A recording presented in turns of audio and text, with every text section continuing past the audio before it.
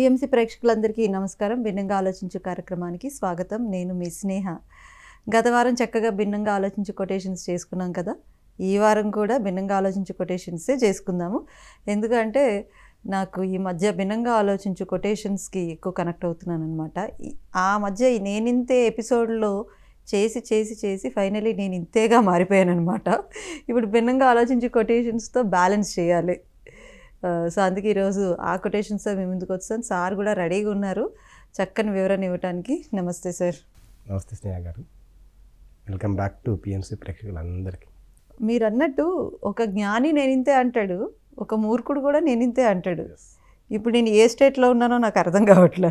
Check చేసుకోవాలనిపిస్తుంది మళ్ళీ నాకు. So అహంకారంతో అంటే అది మూర్ఖుడు, జ్ఞానంతో అంటే నేనింతే. సో జ్ఞానంతో అంటే కాన్ఫిడెన్స్, ఆత్మవిశ్వాసం. జ్ఞానికి ఆత్మవిశ్వాసం ఉండాలి. అహంకారంతో కూడిన ఆత్మవిశ్వాసం ఉన్నట్టుగా అనిపిస్తుంది. అది ఇతరులని చిన్న చూపు చూసే తత్వం. ఇక్కడ నేనుగా ఉండడానికి ప్రయత్నిస్తున్నాను, ఎవరి స్వాధీనంలోకి వెళ్ళకుండా, ఇతరుల అభిప్రాయాల యొక్క బారిన పడకుండా. అతిగా మనపై అభిప్రాయాలు రుద్దుతుంటే అవన్నీ కాకుండా తెలిసిన సరైన దిశలో వెళ్ళడానికి నేనింతే. సరికాని దిశలో ఉన్నవారు వచ్చి సరైన దిశలో ఉన్నవాడిపై రుద్దుతూ ఉంటారు. అది పక్కన పెట్టాలి. దానికోసం నేనింతే అనేది చేయడం జరిగింది. భిన్నంగా ఆలోచించులో మనం ఫస్ట్ కొటేషన్ చూసేద్దాం. లక్ష్యం దారి ముఖ్యమా, వ్యక్తులు ముఖ్యమా? మనతో ఎప్పటికీ ఉండేది లక్ష్యము దారి మాత్రమే. వ్యక్తులు ఎప్పుడు ఉంటారో ఎప్పుడు ఊడిపోతారో తెలియదు. వారి కోసం లక్ష్యం పక్కన పెట్టే పని లేదు.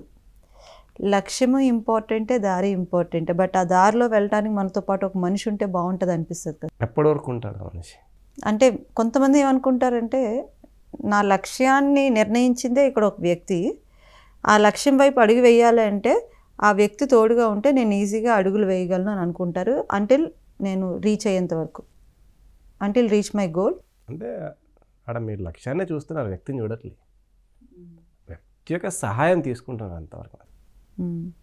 సో ఏదో కారణం వల్ల ఆ వ్యక్తి పక్కకి వెళ్ళాడు అనుకోండి, అప్పుడు ఎలా? వెళ్ళలేము. ఇక్కడ ఈ పర్సన్ మీద డిపెండ్ అవుతాం. ఇంకొకరినైనా ఎత్తుకొని వెళ్ళాల్సిందే. ఖచ్చితంగా. అది నేను చెప్పేది. సో వ్యక్తి ఆగిపోతే, మనతో ఉండే వ్యక్తి మనతో పాటు వచ్చే వ్యక్తి ఆగిపోతే మనం ఆగే అవసరం లేదు. వ్యక్తులు వస్తుంటారు, పోతుంటారు. మనసు ఉంటే మార్గం దొరుకుతుంది. సో మన మనసు స్ట్రాంగ్గా ఉండాలి. Where there is a will there is a way. So లక్ష్యం మనం స్ట్రిక్ట్గా డిసైడ్ అయ్యి ఉంటే ఏ రోజు ఏ వ్యక్తి వచ్చి సహాయం చేస్తాడో తెలియదు మనకి. ఒక్కొక్క రోజు ఒక్కొక్క రూపంలో మనకు సహాయం అందుతూనే ఉంటుంది. అది యూనివర్స్ మనకు చేస్తుంది.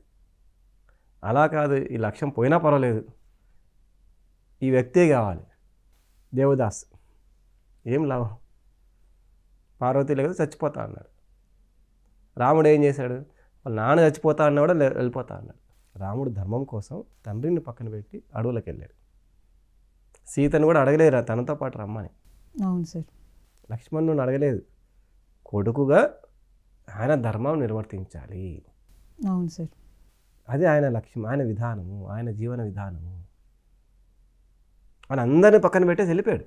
తండ్రి వద్దన్నా, చనిపోతాను బాబు నువ్వు లేకపోతే అంటే, లేదు, నువ్వు ఎంత ఏడిపించినా ఎంత బాధపడినా నేను నీ మాటని, నీ యొక్క వరాన్ని నిర్వర్తించాలి. అంటే దాన్ని అందేటట్టు చేయాలి. అది నా డ్యూటీ, అది నా ధర్మము, అది నా లక్ష్యము, అది నా విధానము.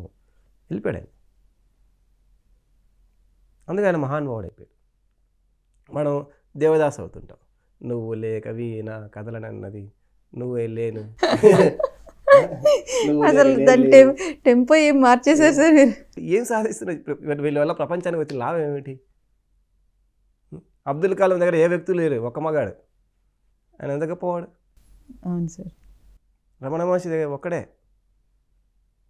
సో మనకు వ్యక్తులు కాదు, వ్యక్తులు కూడా విధానం కోసమే. లక్ష్మణుడు వచ్చాడు విధానం కోసము, రాముడి యొక్క విధానం కోసం ఆయన వచ్చేసాడు.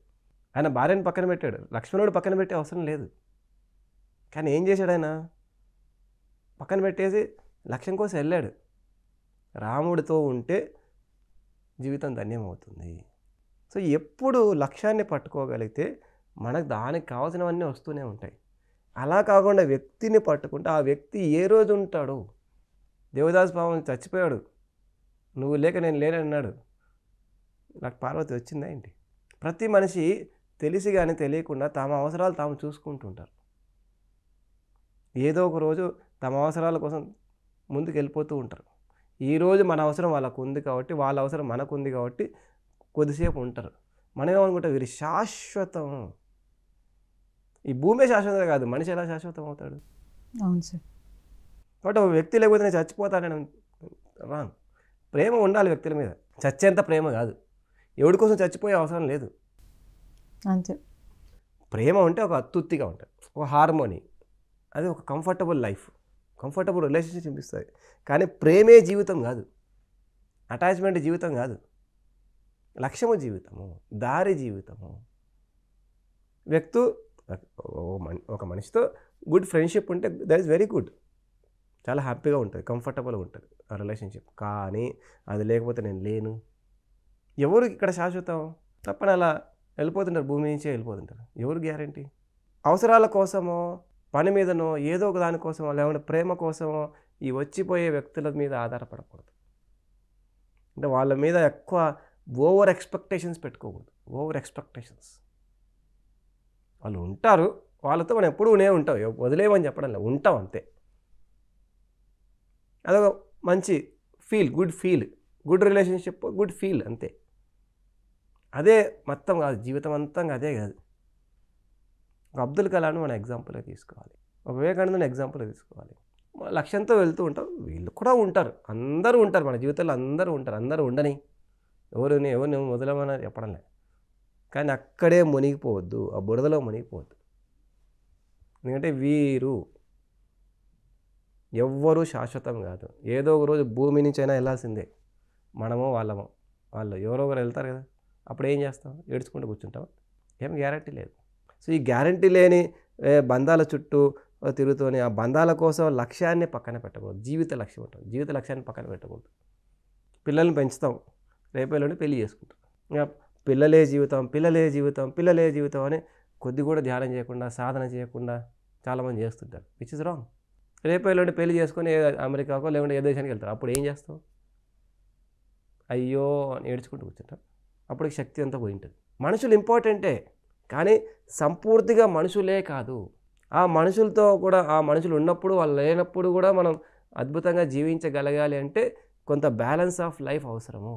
దేవదాస్ కానక్కర్లేదు, దేవదాస్ రాంగ్ కాన్సెప్ట్, రాముడు రైట్ కాన్సెప్ట్, కృష్ణుడు రైట్ కాన్సెప్ట్. కృష్ణుడు ఎంతమందిలో ఉన్నా ఎవరికి అంటాడు? అందరితో ఉంటాడు, రైట్ కాన్సెప్ట్. అంటాడు, తామర పూలాగా హ్యాపీగా జీవిస్తూ ఉంటాడు. దేనికి అంటాడు? ఎవరికి అంటుకోవద్దు. ఎవరికి అంటుకున్నా దుఃఖమే. ఏదో ఒక రోజు దుఃఖాన్ని అనుభవిస్తాం. అంటే పిల్లలు మన ద్వారా వచ్చినప్పుడు అది ఆటోమేటిక్గా మనకు తెలియని అటాచ్మెంట్ ఏర్పడుతుంది కదా సార్. తగ్గించుకోవాలి పిల్లల విషయంలో కూడా ఎవరైనా సరే. మేబీ అది మన చేతుల్లో ఉండదేమో అని నేను అనుకుంటున్నాను. మానవ ప్రయత్నం చేస్తే ఎందుకు ఉండదు? బాధ్యతగా ఉండాలి పిల్లల పట్ల, అటాచ్మెంట్ కాదు. ఆటోమేటిక్గా అటాచ్మెంట్ అన్నది సహజంగా ఏర్పడుతుందేమో అని నేను అనుకుంటున్నాను. అటాచ్మెంట్ సహజంగా ఏర్పడనివ్వండి, ప్రయత్నపూర్వకంగా తగ్గించుకోండి. ట్రై చేయాలంటారు ఏదైనా, మానవ ప్రయత్నం చేయండి. అవును, జంతువులకు కూడా అటాచ్మెంట్ ఏర్పడుతుంది, మనకే కాదు. కాబట్టి వాళ్ళకి ప్రాణం ఇస్తాయి. కానీ ఏం చేస్తాయి? ఒకనొక టైంలో గెట్అవుట్ ఉంటాయి. అవే నాన్ అటాచ్మెంట్ ఇంకా ఎక్కువ అవుతాయి. అవి ప్రాణం ఇచ్చి అవే ఇప్పుడు పెద్దగా అయిన తర్వాత వాటికి వెళ్ళి ప్రొటెక్షన్గా నిలబడవు, ఉండవు. సో అవును సార్. నీ జీవితం నాది, నా జీవితం నాది అంటే, నీ జీవితం నీది, నా జీవితం నాది. ఒక లెవెల్ వరకే ఉంటాయి ప్రాణం ఇచ్చే జంతువులు. మనం ఏం చేస్తున్నాం? మనం పోయేంత వరకు వాళ్ళు లేక లేని అన్నట్టుగా ఉంటుంటాం. దానివల్ల వాళ్ళకు కూడా కష్టంగానే ఉంటుంది. చిన్న ఎగ్జాంపుల్, ఎక్కువ శాతం అత్తాకోడళ్ళు గొడవలు జరగడానికి కారణం ఏమిటి? అదే కదా. అతిగా ప్రేమించే తల్లి కొడుకుని పెళ్ళైన తర్వాత కూడా వాడి జీవితంలో ఏళ్ళు పెడుతూ ఉంటుంది, స్వేచ్ఛనివ్వకుండా. నా మాటే శాసనం అని. 99% గొడవలంతా ప్రేమించే తల్లి వల్లనే సమస్య. వాడికి ప్రేమించే కోడలు కావాలని తీసుకొని వస్తాం, పెళ్ళి చేస్తాం, ఆ తర్వాత మనమే ఏళ్ళు పెడతాం. నేను సిట్ అంటే సిట్టు, నేను స్టాండ్ అంటే స్టాండ్. ఒకప్పుడు నేను చెప్పింది వాడు నా కొంగు పట్టుకొని తిరిగేవాడు, ఇప్పుడు ఆమె కొంగు పట్టుకొని తిరుగుతున్నాడు. స్టార్ట్ అవుతుంది తల్లికి. అంత ముందు వరకు ప్రేమ బాగానే ఉంటుంది, ఇంకొక అమ్మాయి జీవితంలోకి వచ్చేసరికి అది కోడల సంబంధం లేదు. నా కొడుకు నాకే చెందాలి, నేను చెప్పింది ఏమైనా చచ్చేంత వరకు, నేను చచ్చేంత వరకు, వాడు చచ్చేంత వరకు, అక్కడ స్టార్ట్ అవుతుంది. చిన్నప్పటి నుంచి కని పెంచి ఇప్పుడు సడన్గా మధ్యలో ఎవరో ఒక అమ్మాయి వచ్చింది అని అలాంటి పెళ్లి చేయొద్దు. ఇప్పుడు ఇద్దరు కలిసి ఆవిడ మాట వింటే అయిపోద్ది కదా. ఎందుకు వినాలి మాట? స్వేచ్ఛ వద్దా? మనం చెడు చేస్తుంటే మాట వినాలి. చెడు చేయట్లే కదా, వాళ్ళు పాపం చిలక గోరింకల్లాగా తిరిగితే నీకేంటి బాధ? ఏమైనా డబ్బులంతా తీసుకొని విసిరేసి వేస్ట్ చేస్తుంటే ఓకే. ఒక చదువుకున్న, ఒక ఎడ్యుకేటెడ్, మెచ్యూర్డ్ అబ్బాయి వాడు పెళ్లి చేసుకుని వాడి జీవితం వాడు గడపడానికి మనం ఏంటి ఏలు పెట్టేది? వాడు ఏ సినిమాకి పోవాలో మనం చెప్పాలా?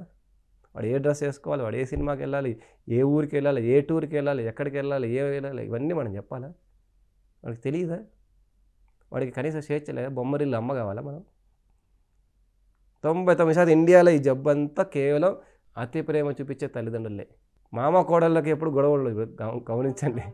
అత్తాకోడళ్ళకే గొడవ. ఎందుకంటే ఈ అతి ప్రేమ, అటాచ్మెంట్, ప్రేమ కాదు అది అటాచ్మెంట్. మీరు అన్నట్టు అటాచ్మెంట్ వల్ల వచ్చిన సమస్య. అది చిన్నప్పటి నుంచి వదుకోగలిగితే కంఫర్టబుల్గా ఉంటుంది. చిన్నప్పుడు వీడికి వేరే ఆధారం లేక తల్లి ఇంకా నువ్వు లేక నేను లేననుకుంటూ తల్లి చుట్టూ తిరుగుతుంటాడు. మనం ఏమనుకుంటాం, వీడు మన చుట్టూ ఇప్పుడు తిరుగుతాడని, పెద్దగా కూడా ఇలాగే తిరుగుతాడని మనం ఓవర్ ఎక్స్పెక్టేషన్ పెట్టుకుంటాం. వాడు పిల్లవాడు పాపం, వాడికి భౌతిక జీవితం వేరేది లేదు. మన ద్వారా మన కడుపులో నుంచి వచ్చాడు కాబట్టి కొద్ది రోజులు ఇంకా ఎనర్జీ కనెక్షన్ ఉంటుంది. ఆ ఎనర్జీ కనెక్షన్ వల్ల దూరం వెళ్తే ఏడుస్తాడు, పక్కకి వెళ్తే ఏడుస్తాడు, మన చుట్టూనే తిరుగుతుంటాడు. అది ఎనర్జీ కనెక్షన్. ఆ తర్వాత మెల్లగా అది వీక్ అవుతుంది. వాడు ఏదో ఊర్లోకి వెళ్తాడు, పెద్దగా అవుతాడు, ఏదో జరుగుతుంది. జరిగిన తర్వాత మనం ఫీల్ అవుతూ ఉంటాం, అంత ముందులాగా వీడు లేడే. ఇదే జరిగేది. ఇప్పటి నుంచి తగ్గించుకుంటే అయిపోయి కదా. వాడు హ్యాపీగా ఉంటాడు, మనం హ్యాపీగా ఉంటాం. తగ్గించుకోవాలి. అన్ని బంధాలు బాధ్యతతో ఉండాలి, అటాచ్మెంట్తో కాదు. అటాచ్మెంట్ ఉంటే దుఃఖము తప్పదు. అటాచ్మెంట్ ఉంటే ఎక్స్పెక్టేషన్ ఉంటుంది. నా ప్రకారం ఉన్నాను, ఎక్స్పెక్టేషన్ ఉంటే అది కోరిక అవుతుంది. ఆ కోరిక ఉంటే దుఃఖం తప్పదు. ఎవరికి ఇక్కడ శాశ్వతం కాదు. ట్రూత్ అన్నది యాక్సెప్ట్ చేయటానికి కష్టంగా ఉంటుంది సార్. బట్ బాగా ఆలోచిస్తే నిజమే కదా అని అనిపిస్తుంది. బట్ నిజమే కదా అనిపించినప్పటికీ కూడా లోపల ఏదో ఒక పొర, మాయ పొర అన్నది మళ్ళీ కమ్ముతూ ఉంటుంది. వినడానికే దుఃఖంగా ఉంటే ఒకవేళ జీవితంలో అలాంటి సందర్భాలు వస్తే ఎంత దుఃఖంగా ఉంటుంది. పెద్ద దుఃఖం పోయేది చిన్న దుఃఖంతో ఎలా ఉంటున్నాయి. ఇలాంటివన్నీ వినడానికే చాలా దుఃఖంగా ఉంటాయి. కానీ అవి పాటించకుండా పెద్ద గోతిలో పడుతుంటారు. చిన్నగా అంటే గోటితో పోయేదాన్ని గొడ్డల వరకు తీసుకెళ్తారు. జరుగుతున్నదంతా అంతే. చిన్న చిన్న జ్ఞానాలు పాటిస్తే అయిపోయేదానికి ఆ తర్వాత అటాచ్మెంట్లోకి వెళ్ళి దుఃఖంలోకి వెళ్ళి దుఃఖ సాగరంలో మునిగిపోయి ఏమిటి ఈ జీవితం అనుకుంటూ తిరుగుతుంటారు. నా కొడుకు, నా భార్య, నా భర్త, నా పిల్లలు, నా లేదు ఏమి లేదు. ఎవరు మనం ఒంటరిగానే వచ్చాం, ఒంటరిగానే పోతాం, అది సత్యము. ఎవ్వరు మనతో పోయేటప్పుడు తోడుకు రారు. ఉన్నంతసేపు కొంత హార్మోనియస్గా ఉంటే పర్వాలేదు. Friendly relationship, not attached. Sir అయితే నాకు ఒకటి అర్థం కాదు. ఒంటరిగా వస్తాము ట్రూత్, ఒంటరిగా వెళ్ళిపోతాము ట్రూత్, మధ్యలో ఎంతమందిని ఎందుకు సార్? మళ్ళీ డ్రామా, ఎక్స్ట్రా డ్రామా ఎందుకు? కొన్ని జ్ఞానాలు మనం పాటించాలంటే ఎక్కడ కుదురుతుంది? ఒక ల్యాబ్ కావాలి మనకి. మనం ఆల్రెడీ ఎక్స్పర్ట్స్ అయిపోయింటే రమణ మహర్షి లాగా, వివేకానంద లాగా ఒంటరిగా వచ్చి ఒంటరిగా పోతాం. మధ్యలో కూడా ఒంటరిగానే ఉంటాం. మనం ఇంకా సంపూర్ణ యోగులం కాలే, సంపూర్ణ జ్ఞానాలు కాలే. సంపూర్ణ యోగులు అవటానికి ఇన్ని రిలేషన్స్, ఇన్ని డ్రామాస్ మనం వస్తాం. ట్రైనింగ్ తీసుకోవాలి. అక్కడ మనకు తెలిసిన సత్యాలన్నీ పాటించాలంటే ఎక్కడ పాటిస్తాం? అడుగులలో పాటిస్తాం. అడుగులలో పాటించడానికి ఏమీ లేదు. అడుగులో సాధన చేస్తాం కానీ జ్ఞాన సాధన లేదు. జ్ఞాన సాధనకు ఛాన్స్ కేవలం సంసారంలో మాత్రమే. అందుకే సార్ సంసారంలోనే నిర్వాణం అన్నారు. సంసారంలో నిర్వాణం అంటే సంసారంలో అటాచ్మెంట్లో నిర్వాణం కాదు. సంసారంలో మన జ్ఞానాన్ని ప్రయోగం చేసి నిర్వాణి పొందాలి, నిర్వాణాన్ని చెప్పారు సార్. మనం ఏమనుకుంటాం, బాగా రిలేషన్షిప్స్లో బాగా ఉండాలి, అతుక్కుపోయి నిర్వాణాన్ని సాధించాలి. అతుక్కుపోతే నిర్వాణం సాధించేది ఏం లేదు. తామర పువ్వులాగా ఉంటేనే నిర్వాణాన్ని సాధిస్తాము. బురదలోనే ఉండాలి కానీ అంటుకోకుండా ఎలా జీవించాలో ప్రాక్టీస్ చేయాలి. దానికోసం ఆత్మ ప్లాన్ చేసుకొని స్కెచ్ చేసుకొని బాగా అతుక్కునే బంధాలు తెచ్చుకుంటుంది. బాగా దెబ్బలు పడే బంధాలు, బాగా అతుక్కునే బంధాలు, మంచి బంధాలు కాదు, బాగా అతుక్కొని బాగా మనకు తోలు తెగే బంధాలు తెచ్చుకుంటుంది. ఓహో తోలు తెగితే కానీ మనకు అర్థం కాదు అని. ఏదేమైనప్పటికీ కూడా అల్టిమేట్గా అన్నది మీరు చెప్పింది నిజం. బట్ మనుషులతో ఉంటున్నాం కాబట్టి, ఈ ఫిజికల్ బాడీతో ఉంటున్నాం కాబట్టి కొన్ని ఎమోషన్స్ ఉంటాయి, కొన్ని అటాచ్మెంట్స్ ఉంటాయి. బట్ ఇది పర్మనెంట్ కాదు అని ఒక ఎరుకతో తగ్గించుకొని ఎక్కువ పెయిన్లోకి వెళ్ళకుండా, ఎక్కువ అటాచ్మెంట్లోకి వెళ్ళకుండా ఓకే బ్యాలెన్స్డ్ లైఫ్ మెయింటైన్ చేస్తే అప్పుడు లైఫ్ లాంగ్ ఏ సమస్య ఉండదు. అలా కాకుండా ఓవర్ అటాచ్మెంట్లోకి వెళ్తే ఏదైనా ఎంతగా పెరిగితే అంతగా పడుతుంది. ఏ బంధమైనా సరే మనం ఈరోజు బాగుంది కదా అనుకుంటాం, కానీ రేపు ఎల్లుండి గ్యారంటీ లేదు. అది ఎవరైనా, ఒక ఫ్రెండే కావచ్చు, ఒక లవర్ కావచ్చు, కొడుకు కావచ్చు, భర్త కావచ్చు, భార్య కావచ్చు, ఎక్కడైనా సరే ఓవర్ అటాచ్మెంట్లోకి వెళ్తే మన ఆత్మ ఏం చేస్తుంది, బ్రేక్ చేయడానికి ట్రై చేస్తుంది. సో ఏదైనా let it come let it go అంతేనంటారా? వస్తారా అని పోనీ.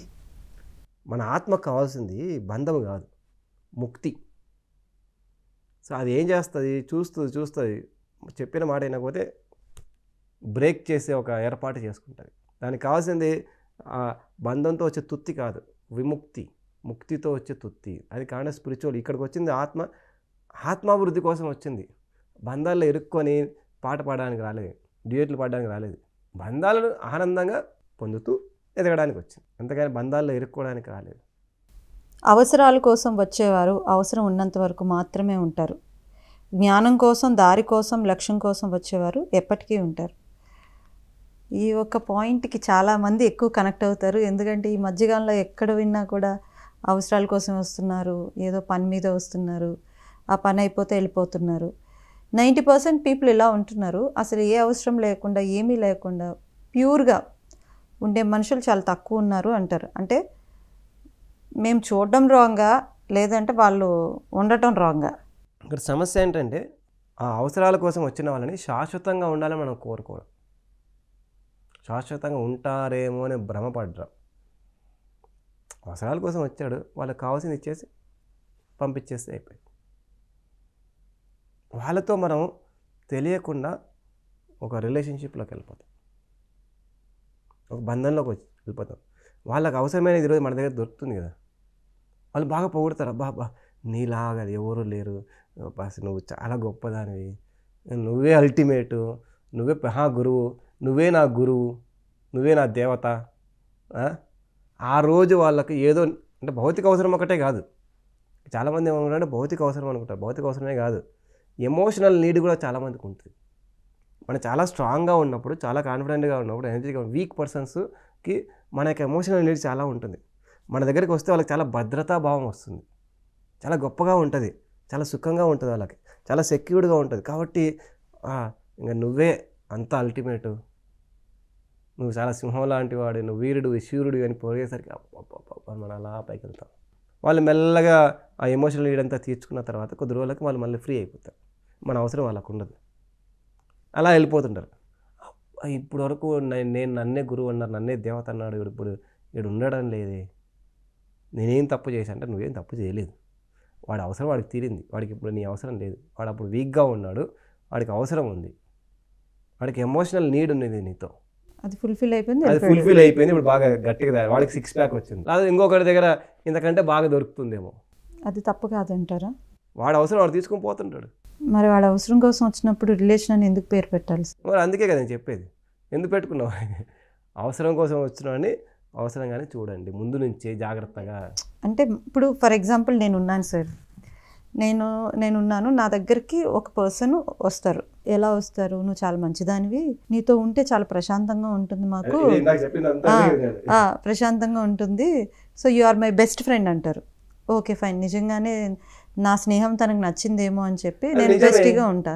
అవును నిజమే, కానీ తన ఇంటెన్షన్ అది కాదు కదా. ఇప్పుడు నాతో ఉంటే నేను డబ్బులు ఇస్తానను ఆ ఇంటెన్షన్తో వస్తారు. ఆ స్నేహ దగ్గర ఉంటే కొంచెం డబ్బులు ఇస్తుంది మనకి, తన బట్టలు ఇస్తుంది, తన నగలు ఇస్తుంది, అలా వచ్చి ఉంటారు సార్.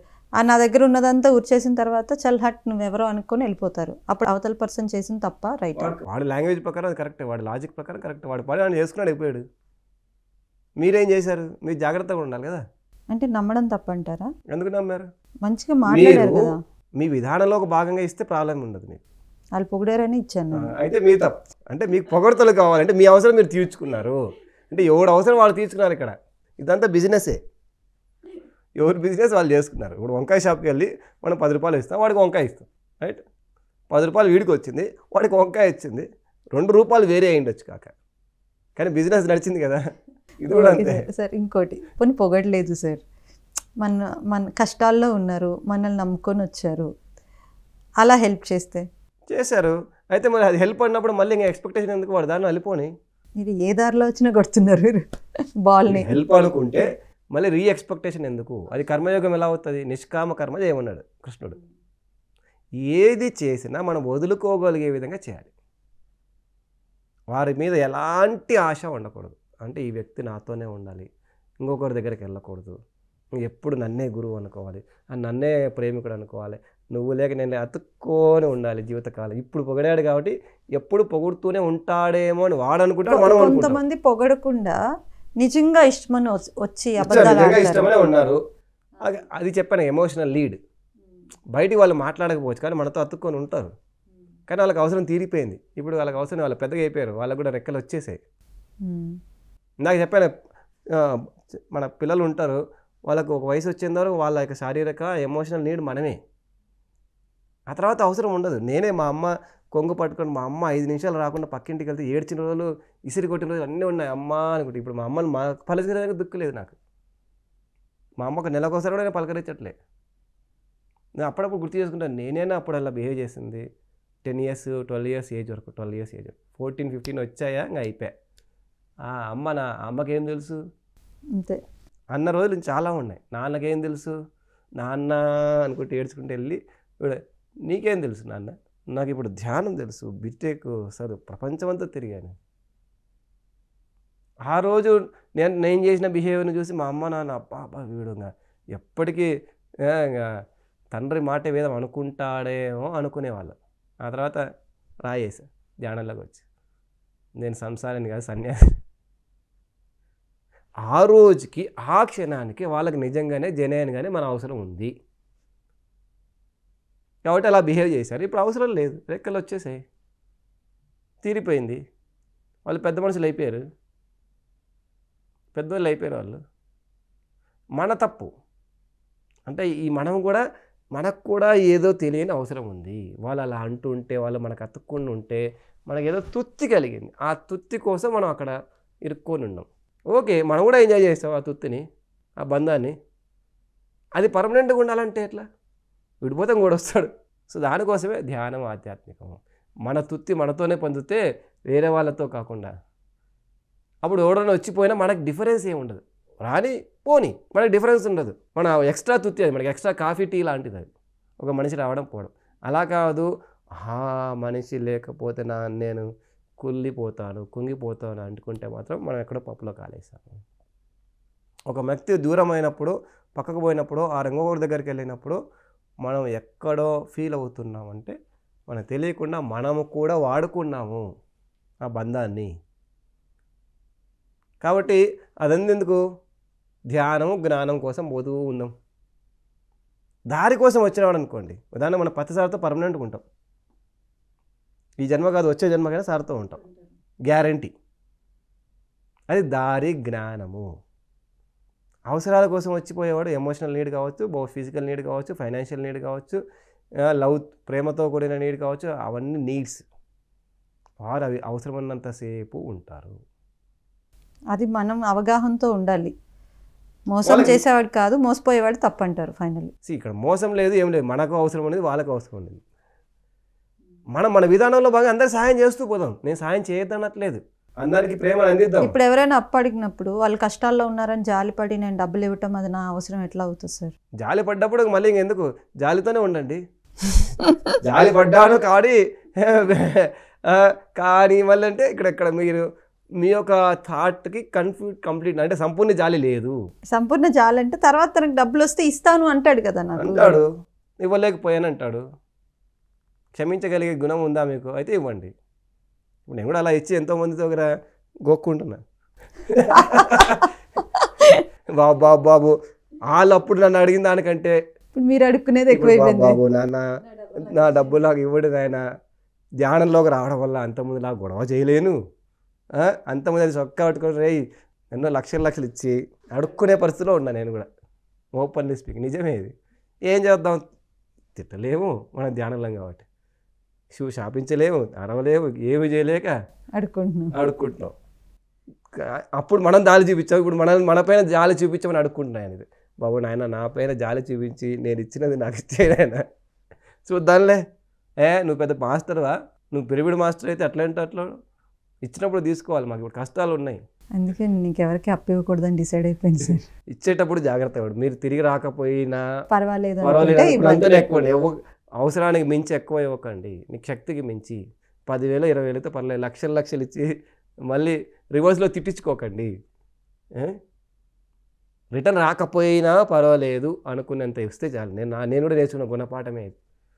అప్పులు చేసి మరీ ఇచ్చేసి అవి రిటర్న్ రాక, పోనీ మనం తీర్చుకోలేక, మనం కాదనలేక వద్దనలేక ఏడవడం అంత రామాయణం ఎందుకు? ఆ తర్వాత నుంచి ఈ మధ్య ఎవరైనా అడిగితే చేతనైనంతనే ఇస్తుంది. మళ్ళీ పర్వాలేదు రాకపోయినా పర్వాలేదు, వాళ్ళు అడిగినంత కాదు.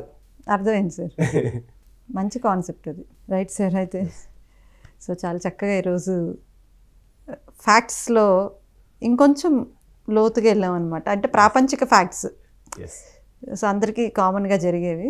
రైట్ సార్, చాలా చక్కగా ఈరోజు డిస్కషన్ జరిగింది. చూసారు కదా, ఇది ఇవాల్టి భిన్నంగా ఆలోచించే కార్యక్రమం. మరో కార్యక్రమంలో మళ్ళీ కలుసుకుందాం. అంతవరకు సెలవు, నమస్కారం. చూస్తూనే ఉండండి PMC channel. Thank you very much పిఎక్సి ప్రేక్షకులందరికీ, గురువు గారికి, పిఎంసి మేనేజ్మెంట్.